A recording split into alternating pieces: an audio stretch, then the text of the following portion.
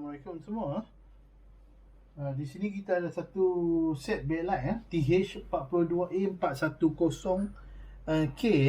Kalau tak silap order Shopee dari Kota Kinabalu, kalau tak silap saya. Kota Kinabalu ataupun Kuching, kalau tak silap saya lah. Okey, di sini kita ada 10 strip, 5A, 5B, jadi semua ada 10 strip. Okey, jadi kita nak testing dulu.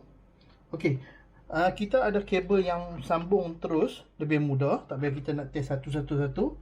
Okey, kabel ni dia ada dua channel.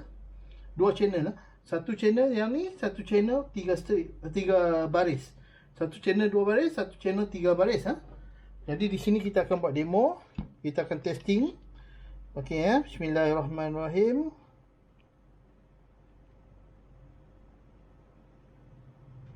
Okey, yang ni channel yang pertama, 2 baris di atas tu.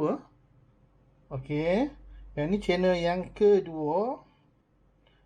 Okey, channel yang kedua ni 3 baris. Okey, 3 baris. Lindung sikit tangan saya. Sorry, terlindung. Kita adjust dulu.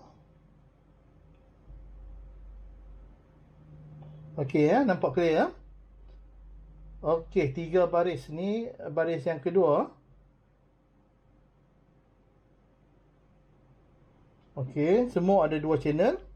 Okey, satu baris, satu baris. Okey, dia macam ni kedudukan dia macam ni Okey, dia 2 strip 2 strip disambungkan menjadi satu tingkat satu baris Satu strip ada 4 ada 8 Satu strip ada 8 lampu.